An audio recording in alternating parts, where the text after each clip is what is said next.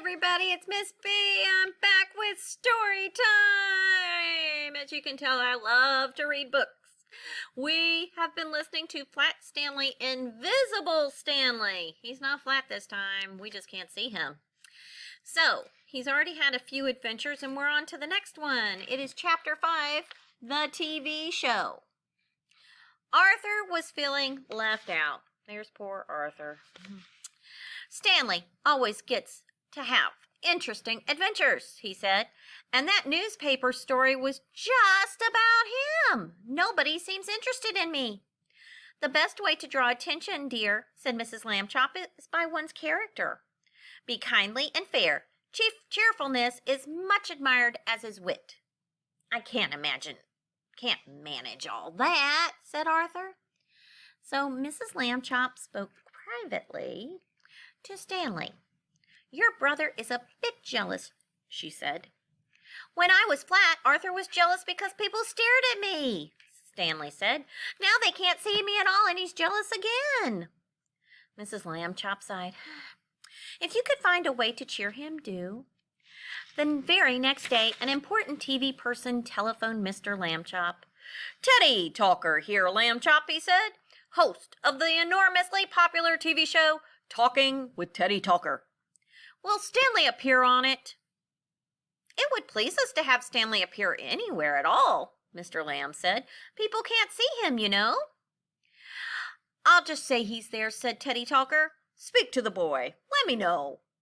Stanley had said that he did not particularly care to go on TV. But then he remembered about cheering up Arthur. All right, he said, but Arthur too. He likes to tell jokes, do magic tricks, and say we'll both be on the show. Arthur was very pleased, and that evening the brothers planned what they would do. The next morning, Mr. Lambchop told Teddy Talker. Excellent plan, said the TV man. This Friday, yes. Thank you, Lambchop. Welcome, everybody, said Teddy Talker that Friday evening from the stage of his TV show. Wonderful guests tonight, including an invisible boy. In the front row applauding with the rest of the audience, Mr. and Mrs. Lambchop thought of Stanley and Arthur now waiting in a dressing room backstage. How excited they must be. The other guests were already seated on the sofa by Teddy Talker's desk. He chatted first with a lady who had written a book about sausage. Next, with a tennis champion who had become a rabbi. Then with a very pretty young woman who had won a beauty contest, but planned now to devote herself to the cause of world peace. At last, the announcement came that began the Lambchop plan. Invisible Stanley has been delayed, but will be here shortly, Teddy Talker told the audience.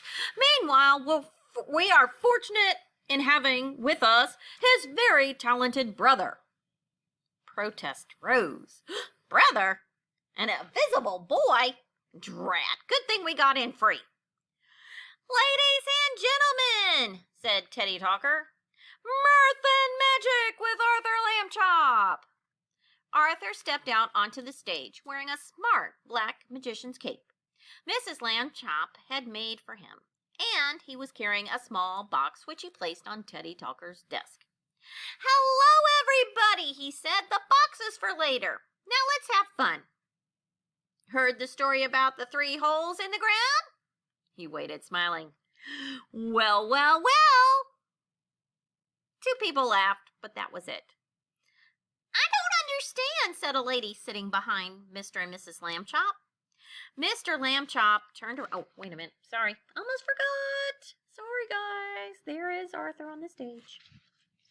Mr. Lambchop turned around in his seat. A well is a hole in the ground, he said. Well. 3 holes. Oh, I see, said the lady. A riddle, ladies and gentlemen, cried Arthur. Where do kings keep their armies? Where, someone called. In their sleeveys, he said. Many people laughed now, including the lady who missed the first joke. I got that one, she said. A mind-reading trick, Arthur announced. He shuffled a deck of cards and let Teddy Talker draw one. Don't let me see it, he said, but look at it. Picture it in your mind. I will concentrate using my powers. Arthur closed his eyes. Sir, your card is the Four of Hearts. It is, cried Teddy Talker. It is the Four of Hearts. Voices rose again. Incredible. He can read minds? So young, too. Do that one again, lad. Certainly, said Arthur. But he had used a fake deck in which every card was the Four of Hearts. And the audience would surely guess if that card was named again. Fortunately, the boys had thought of this, and backstage, Stanley tied his balloon to a chair. Arthur now shuffled a real deck of cards and then called for a volunteer. When an elderly gentleman got up on the stage, Stanley tiptoed out to stand behind him. The audience applauded the volunteer. How peculiar this is, Stanley thought. Hundreds of people looking, but no one can see me. Draw a card, sir, said Arthur. Thank you. Keep it hidden, but picture it in your mind. And again, closing his eyes, he pretended to think hard. A quick peek showed Stanley that the volunteer had the 10 of clubs card. He tiptoed over to whisper in his brother's ear. Arthur opened his eyes. I have it! The card is the 10 of clubs! Yes! Bravo! Cried the old gentleman. The audience clapped as hard as he returned to his seat. Mr. Lambchop smiled at the lady behind him. Our son, he said. So clever, said the lady. What will he do next? Mrs. Lambchop drew a deep breath. That morning, Stanley and Arthur had borrowed a pet frog from the boy next door. What came next, she knew, would be the most daring part of the evening plan. Ladies and gentlemen, said Arthur, a new kind of magic. Arthur Lambchop, that's me, and Henry, the air-dancing frog.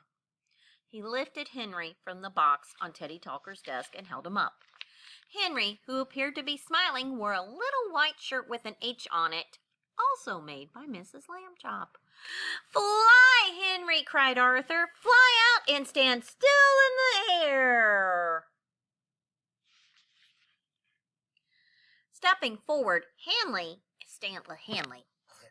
get this mouth working right, Miss B. Stanley took Henry from Arthur's hands and ran to the far side of the stage. There he stopped, holding the frog high above his head. Henry wriggled his legs. Amazing, shouted the audience. Who'd believe it? That's some frog.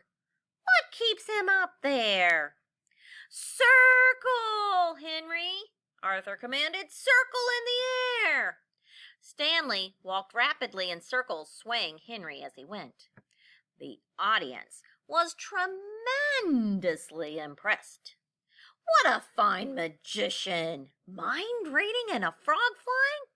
You don't see that every day.